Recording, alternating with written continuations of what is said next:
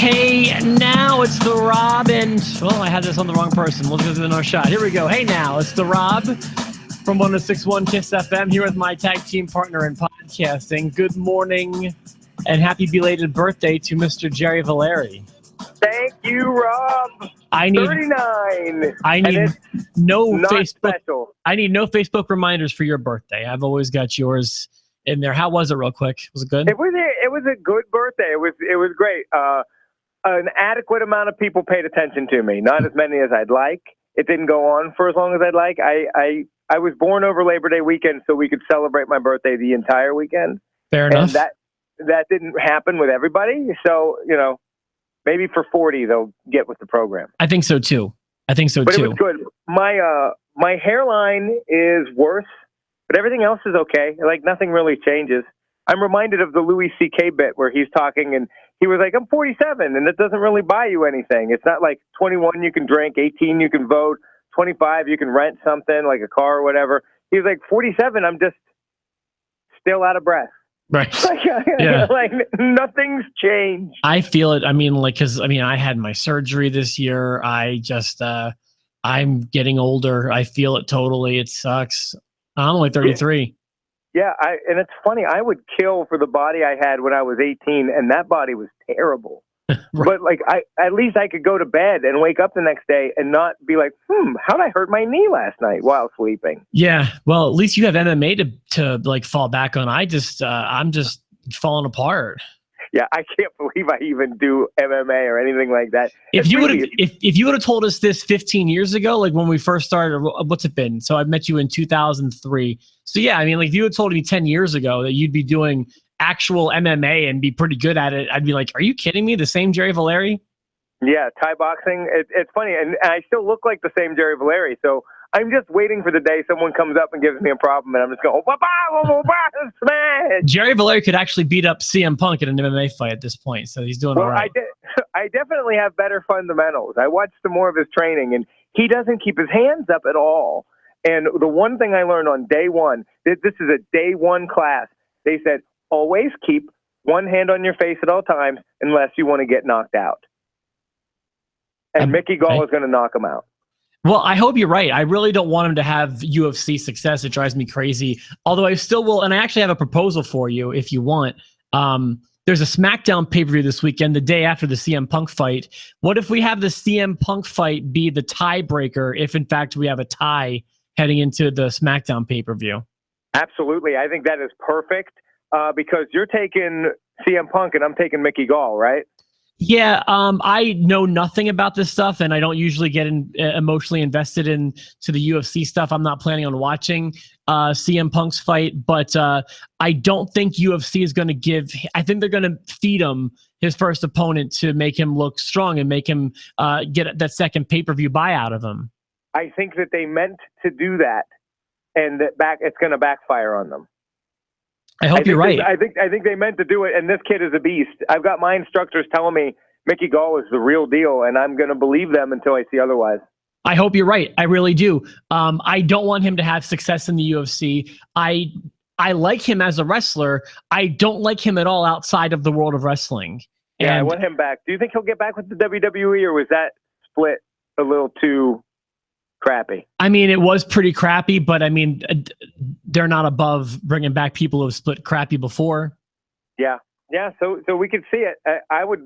I'd be on board with it. I think it would be cool to see him show up on SmackDown Live. He's just a guy who really thinks his own crap doesn't stink. Like he thinks he's the best at everything, and that's just irritating to me. Yeah, he's gonna be looking up on Saturday night thinking otherwise. And then the one thing you actually had a claim of being the best at, wrestling, you walked away from like a baby. Because he didn't like the way he was being booked for the main event of Mania, right? Just that like it was just I just feel like he had to do it to prove something to, like, I don't know what his actual motivation was. You can say it was that, but there was much more to it than that, I think. Okay. So, all right, let's get started on Raw last night. It was a holiday episode, Labor Day. Happy Labor Day, everybody. Typically, I found those episodes of Raw tend to be the most dragged out. I don't usually like a holiday themed, not themed, but a holiday episode of Raw.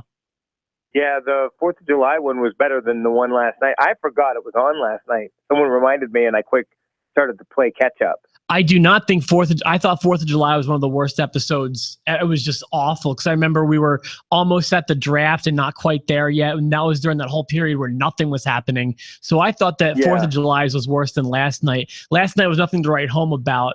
I'd give it probably, I don't know, a C-. It wasn't very good. I'd give it an H for hot garbage. Okay, let's talk about it. Is there anything you want to start with, or do you want me to start with the notes I took last night? Well, I'll start with this. Of all the complaints that I'll have, and I have a few for Raw last night, man, does Kevin Owens look like a champ. He just looks like a champion, feels like a champion, super heel. He doesn't have to come out and remind anybody that he's the man or the guy. And he just comes out and he's just like, whammo, I'm the champ. You're going to kiss my patoot. And I loved when he said, you know, they were all yelling, "You deserve it" last week. And he said, you idiots. He's like, "You idiots tried to steal my moment. I know I deserve it." I thought that was great. Like, look at you refusing to get face heat. I loved it. Yeah. He's great. And him and Seth Rollins, that's going to be great. Yeah. Well, I don't know if it's going to stay that way. I really hope it does. I'm tired of these triple threat matches, crowbarring in Roman Reigns. I hope it stays just the one-on-one. It's not. They're going to crowbar in the Samoan Kane. I think so too. And that's one of the reasons why I think this show is hot garbage. At the end of the night, if instead of Roman Reigns, you bring Seth Rollins back out for one more altercation, now we're heating it up. Now we're starting to cook. Now I'm going to forget that you had to, you know, all the mistakes you made throughout the night, Raw, and they made a bunch. I can start listing them, but I don't want to jump all over your notes. So go for it. When we closed the last Raw episode out, you were a bit confused as to whether or not Seth Rollins is going to be a heel or a face. Do you feel there's a do you think he's going to be a face? You just listen to the way Michael Cole's talking about him. Michael Cole's all on board with Seth Rollins. He's going to be a face. You don't think so? I don't know yet. I felt that I thought for sure he'd be a heel after last week. And then this week, I'm like 50-50. They can't, because are you going to have a main event? Let's say Roman Reigns gets in it.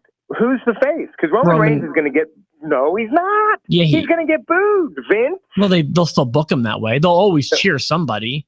Oh, they're not going to cheer him. No, I mean, I'm not saying, I mean, maybe they'll cheer Rollins or maybe they'll cheer Owens, but they're going to book Reigns to be the face. I hate it. I'm with you, bud. I hate it. You okay? I hate Roman Reigns. Dude, I'm with you. I've finally gotten to that point. Like, they pushed me. They pushed me to the mountaintop. There was like this 1 month period where you were a big fan of his, and I was over here like, oh my God, you're gonna be so let down. It's embarrassing. It's like my mom has pictures of when I used to like tight roll my jeans, and I'm super embarrassed. I'm embarrassed for January when I was like, I kind of hope Roman wins the Rumble. Yeah, but it was like, I was gonna say, it was this year. It was 2016. Yeah, and then they've just hammered him down my throat to the point where I don't want it. Yeah. I don't want it anymore. All right, so we'll start with some of my notes. I wanted to we'll start with just like an overall thought. It started at the very beginning during Kevin Owens' first entrance. They kind of took this wide bird eye view of the building, and I'm looking at Raw's set, and they've got like that digitized walkway now with the new Raw set, and yeah. I think the new set looks so incredibly modern. I think it looks great right now. I absolutely love it. Yeah, 100%. And the ring posts are great, and it's a real juice up. They didn't do that right away when the new Raw debuted. That wasn't the stage they had. I don't think so. That was like since SummerSlam, they've really stepped it up. It looks great. I mean, you got that digitized apron and the ring post now, and it just looks so 21st century. Perfect. It's perfect. Yeah, so I like that. I was also glad to see after that opening promo that they have not forgotten about Jericho. Yeah, I was glad about that too. Well, okay, I've got two opinions about this. The first is that I'm glad they haven't forgotten about that because I love that team, but it also worries me that Kevin Owens could be a short-term champion. It could be, or they could build like a stable from it. You know what I mean? Like I'd be okay with that. Like the Shield didn't necessarily break up when Ambrose had the U.S. title and things like that. I see what you mean. Like they're keeping them a team, but nobody wants them to go away. I would think KO's that going to keep it. I mean, I don't know for sure. I'm not ready to lock in on that yet. I'm just saying that if they were really booking him as a long-term champ, I'm not sure why they'd keep Jericho around. Time to lock in. Oh, we can't lock in. Listen, if you lock in, you cannot unlock, is all I'm saying. Who says? Me. You can't. Then you need to use a different term besides locking in. Are you locking in? I'm not locking in. Okay. I'm just drawing a lock right now, so you have one when you lock in. Okay, that's fine. All right. So then after that, there was the women's title match, or it was. I'm sorry, it was not a women's title match. It was women's champion Charlotte defending against Bayley. I'm sorry, it was on me. What was that? Let me see the lock. For not locking in. We're not locking in. What are those copy points for behind the lock? All I can see is the copy points. Let's see. It's news. It's news stuff. It says Islamic extremists will strike the U.S. in a massive attack. 44.7%. You heard it here first. This is a conservative talk station, like the room I'm in right now. Uh-huh. So they've got stupid stuff like this. Okay, sure. And they say that's what Americans are upset about and worried about is extremist attacks, but only 10% of us are worried about an alien attack. Then some old guy's going to wander into that studio tomorrow and be like, why is there a lock drawn on the back of my breaking news story? What is this all about? Sometimes I like to just swing the door open when they're in here recording, and I'm like, pro-choice, and just walk away. just let them deal with the fallout. Okay, so Bayley defeats Charlotte in a non-title contest, and there is a note that I took from this, and I'm wondering, because this is getting ridiculous, is there like some new rule in the back that NXT call-ups are never allowed to lose under any circumstances? Unless they lose to the Shining Stars. Oh my gosh, yeah. Well, there's that too, but they're like they never. I mean, I'm not saying there's anything wrong with it. I mean, they've got their millennial booking patterns, but you're allowed to have people lose once in a while. I know, and it's tough. They brought so many people from NXT that they've botched. And so I think that they're really trying to have some. Do you really believe that, though? We've had this conversation before. You believe that? They've botched so many of their call-ups? You don't think Adam Rose was a botch? Adam Rose certainly was a botch. The Ascension. Bo Dallas, I don't care if he was repackaged last night or not. He's a botch. Okay, sure. There's Ascension, a botch. Vaudevillains, a botch. Okay, you know what you're making it. I wouldn't say it's a overall rule, but okay, those are all solid examples. Yeah, I mean, of course, for every one of those, you have the Shield.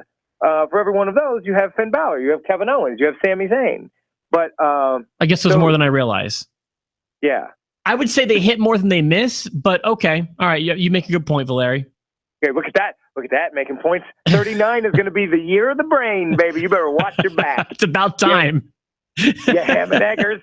I'm ready. My happiest moment of the show, you probably didn't even pick up on. Most people probably didn't, but there was a promo for the Cruiserweight division coming in 2 weeks to Raw, and included in this promo was the news that they have signed Jack Gallagher to the Cruiserweight division. Yes, I didn't get that, but that's awesome. That made me, I jumped out of my seat. That made me so happy. He's good, and they know he's good. I love this guy. He really won me over during that Cruiserweight Championship, which I am keeping up on, which we will discuss at some point in more depth. But he, to me, really stood out in a way. I'm not saying he's the best of all of them. I'm just saying he was my favorite to watch perform, and I want him in this Cruiserweight division.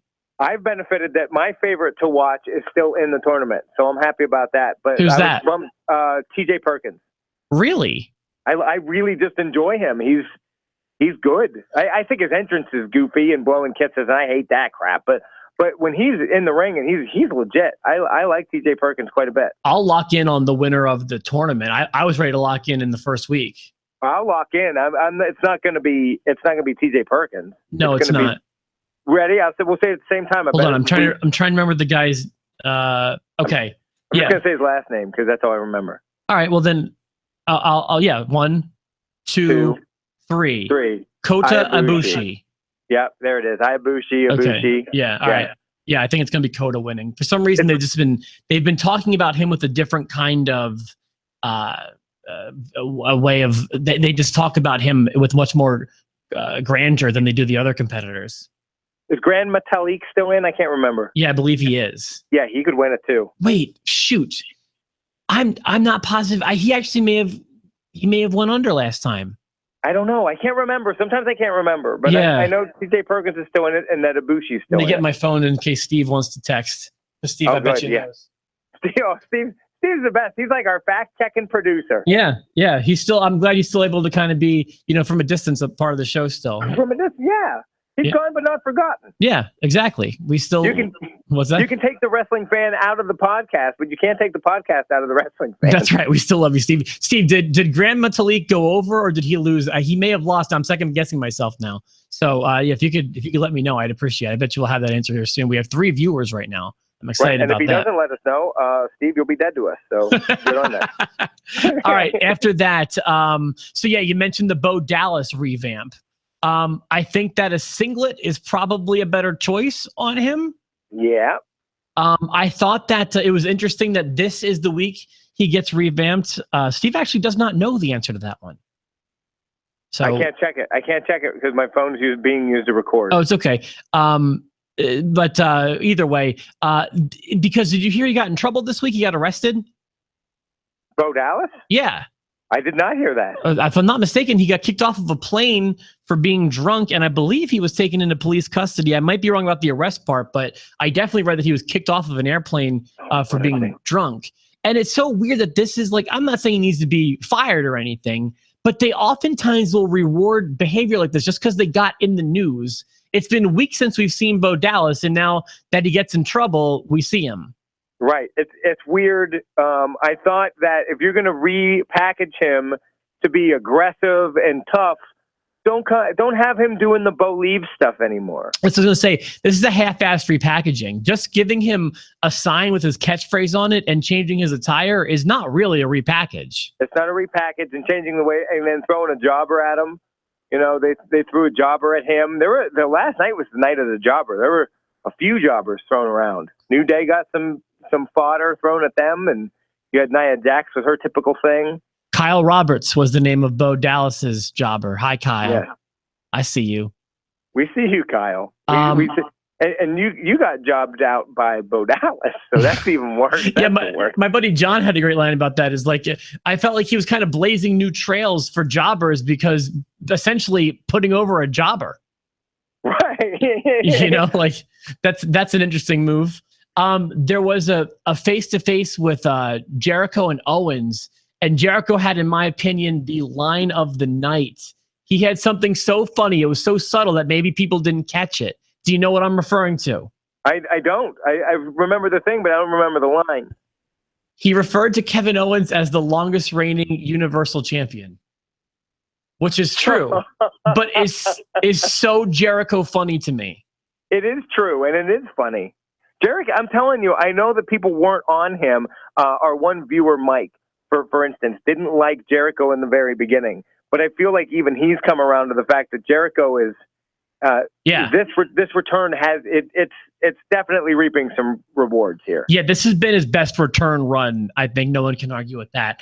It didn't start out that way, and I'll admit that. So there were a few lines of commentary that I'm referring to as bad or wrong, which I know is not the right word to use for something subjective like that. And I recorded them on my phone in case people missed them, and it comes up in the comments below. Okay. There were a few I want to mention. The first one came from Corey Graves. In fact, I also want to mention, I think last night was Corey Graves at his worst. There were I don't like Corey Graves trying to be a heel either. It's not working. He's not doing. This is not the right spot for him, and I'm sorry. It's just the way I feel, and I don't want to harp on this because we talk about the commentary being bad every episode. I'm sure it's becoming repetitive to the viewers, and that's not what I'm looking for. But there were some really bad examples of him just being wrong. And I'll explain the first example. The first one, in my opinion, came during a very quick. They were teasing the Sasha Banks announcement like crazy last night. Right. And, that weird tweet that she sent out. Yeah, and the tweet referred to that she had quote unquote bad news for somebody. Yep. And Michael Cole was doing a fine job hyping that it was coming later in the show, and he kept using the term bad news, because bad news was in quotes in her tweet. And as they're going to break, Corey Graves just says kind of subtly, "I don't think this is going to be good news." And it was just like probably trying to be funny. No, I don't think he was, and I'll include it in the comment section in case people didn't hear it. I just think it was him just being bad at his job. I don't think he was trying to be funny. You have to hear it. I don't think it's. Did you think? I actually believed. I was like, is Bad News Barrett coming back already? I never thought Bad News Barrett, but I also thought I was going to save this, that the commentary team did a real disservice to Sasha's segment. Sasha's segment I thought was fine on her, I mean, for what she did, but like there was a line. Hold on, I wrote it down. It was actually my last note. This was Corey Graves again. Quote, "I'm expecting the worst when it comes to this announcement," as Sasha's walking down the ramp. Like you're in no way convincing me that she's gonna retire. If you would just let it kind of linger without all of Corey Graves' thoughts, I would have thought maybe she was going to have some legit bad news to share. But Corey is so over the top with the bad news and not good news, and I'm expecting the worst, that I knew she wasn't retiring. Ridiculous. It's like when you tell someone, "I taped this, don't spoil it," and they're like, okay, but right. This doesn't happen. Ha ha ha. Wink, wink, wink, wink. Yes. And you're like, you just gave it away. Because you're not as slick as you think you are. Yeah, my girlfriend is the queen of that. She does it all. She spoils me without thinking she's spoiling me. And I would DDT her through a table. I would old school Jake the Snake DDT. There are no dirty deeds. We're talking kaboom. I'd pull the mat up. I'd pull the carpet up. I'd expose the floor and DDT. The other big commentary thing that I would say was wrong, if I was, air checking these guys as a commentary team, I would definitely discipline Byron Saxton. He had such a terrible call during the Jericho Rollins match. This is the match that happened about halfway through the show, and he says, quote, "This could be a main event anywhere." Why isn't the main event of your own show, you idiot? Don't talk about a show that's halfway done. The match is going on. This is a main event anywhere. Yeah, this is a main event. I think what he meant to say was anywhere else, this would be a main event. Well, but why? Huh? Why? I know. They're not. They're young. They're green. They're not good. Yeah, I agree. Michael Cole can't be thrilled. I mean, he was taken away from his partner, who he had a good rapport with, although JBL was getting annoying to me, but he had a good rapport with him. Nonetheless, I feel like they were just like, you know what, Michael Cole, you're doing a really good job, so let me just throw these two turds on either side of you, and good luck. Yeah, I don't know but I wish SmackDown, Amaro is doing a great job, and I think JBL is great. I've never really lost faith in JBL, but I mean, my gosh, half of them, 3 of the 6 commentators, Byron, Corey Graves, and David Otunga, are really taking away from this. Doesn't it just make you want? I just want to be like, WWE, I'm going to send you tape. And I know I don't look like one of these guys. And I know that I never wrestled. And I know that I don't have the body. But just trust me. Let me try it. Even if I don't get the job, see that I'm better than them. And there's people better than me. You're whiffing. I don't think that what they do is easy. I'm not even positive I could do a great job at it. I could probably do okay, I think. But I really think those 3 are just bad. Bad. Otunga's the worst of the 3. Can we agree on that? Maybe. They're all so bad. I'm locking in on that. I'm locking in on Otunga's the worst. Has that gotten more color since the last time we've seen it? Yeah, I've been doodling. Okay, sure. I'd be offended if I knew. I've worked with you for years. I just know it's what you do. That's what I do. That's what I do. All right, you're lucky this isn't a penis. Be serious. All right, I've got a few more notes I wanted to mention before we shut this one down. Cesaro's down 3-0, but I still think he's going to win. I do too. I agree. I think it's kind of a lame way to do it. Go up 3-0 and then win 4 straight. But whatever. That's lazy. Lazy booking. Yeah, I would have had to go a little bit back and forth. Always have Cesaro in a fighting from behind, I guess. But you don't need to have it be 3-0. No, I'd have gone 2-0. Yeah. Then 2-1, then 3-1, then 3-2, then 3-3, and now we've got to fight. That's exactly how I would have done it too. That's exactly how I would have done it, but doesn't mean it's the right way to do it. Maybe they're trying to tell a different story. You also mentioned this earlier. What WTF are the Shining Stars doing on TV, let alone beating Enzo and Cass? Why would they give a dead gimmick that no one cares about a win over Enzo and Cass? I know Enzo and Cass are kind of untouchable at this point, and a loss doesn't hurt them, but it doesn't help them either. I mean, they can't be, and they're not ready for the role of putting over nobody. Yeah. I don't actually think it was a good time for them. You're right. I mean, it's not going to really hurt them in the long run, but they're not going. The Shining Stars aren't going to have any traction, and Enzo and Cass are not like tag team champions yet. They don't really have any big victories under their belt. They're just beloved by the crowd. I think it's a bad time to have them putting over essentially a jobber tag team. Yeah, they need to be getting them ready for New Day. Yeah, right. Or Gallows and Anderson, whoever comes out on top of that. I think it'll be New Day. And this is I got to tell you, I'm always dead set on New Day winning. I don't know this time. Yeah, it seems like Gallows and Anderson are coming for him. And while it could have been funnier, it wasn't as funny as I think they thought it was going to be. I love the old school. It reminds me of the Attitude Era. That's when one they of my come notes. out with the Old Day, and they come out with them. And I thought that was great. I actually thought it was very funny, even in the world of wrestling, which sometimes their jokes often miss. I thought it was funny, effective, and very Attitude Era. You didn't think it was funny? I thought it wasn't as funny as I was hoping it would be. But Gallows and Anderson, they're no DX. You know what I mean? They're not going to... I thought they did a pretty good job. They did a good job, and the retirement angle's been good, and the whole thing. I guess I shouldn't have said that, because I thought it was good. I don't know why I thought it was going to be funnier. I thought it was going to be more laugh out loud funny. Or maybe it's because I came from the perspective of they're going to try to be funny because it's wrestling and they're going to miss, but they didn't. But they didn't. So yeah. I gave that segment 2 thumbs up. The only negative I have about it is I really wanted to see Bayley with the New Day, and I guess that was just a one and done thing. Yeah, I think so. So this is over anyways. Also need to shout out Ann Esposito for doing the job for Nia Jax. She got crushed. We didn't have the name of the Old Day, but we see you guys too. We shout you guys out, Old Day. Ann Esposito, of course, a very good friend, wink, wink, nudge, nudge of Alicia Fox. Is she? Well, I don't know. I doubt in real life. I think that was just to get Nia Jax into an angle with Alicia Fox, which it's about time. It seems like there's going to be an angle. Did you see their backstage little thing? Yeah, I did, and I liked Braun Strowman got a real competitor too, although he didn't beat him, so that's stupid. Yeah, I'm sorry. Why don't I remember who Strowman fought? Sin Cara. Oh, right, okay.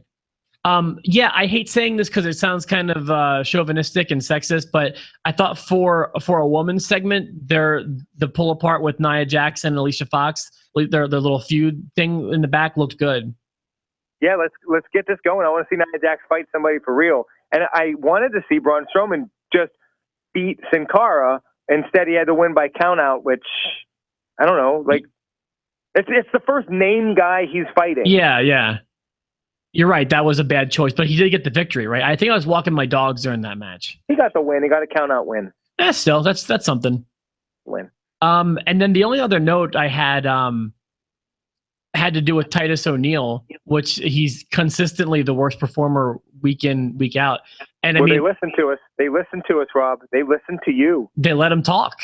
They put him at the commentary desk. And then not only that, so think about what you have at the commentary desk at one point in time.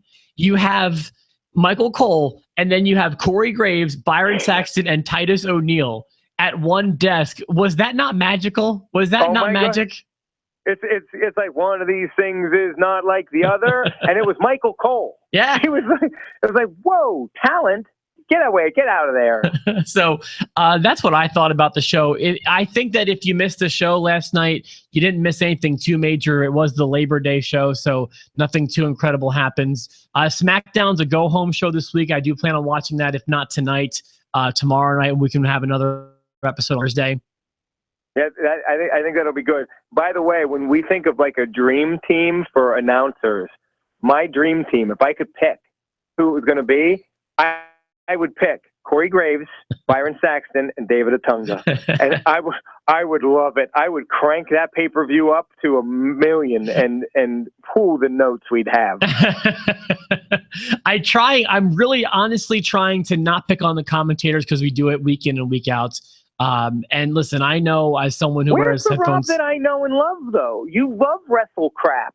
Like, well, you've always told me if it's not a 5-star match, I want it to be a botchamania. Okay. My only problem is that we're doing it every episode. We keep giving the same thought. I don't want to sound like a broken record. I want to give some original opinions, and we keep saying the same thing over and over again, but it keeps getting worse. It doesn't get better. Exactly. So you know what? I won't be ignoring it, but I just didn't want to harp on it. Well, if we're going to harp on anything, can we harp on the fact that they ended another show with Roman Reigns? And on that note, thank you, Roman Reigns. Thank you, Jerry, for your contributions. I'm going to sign off now. For myself, the Rob, and my tag team partner, who may have just walked off the show. That's Jerry Valeri. And there he goes. You're the best, Jared. Thank you, buddy. We'll be back on Thursday with another episode of Post to Post.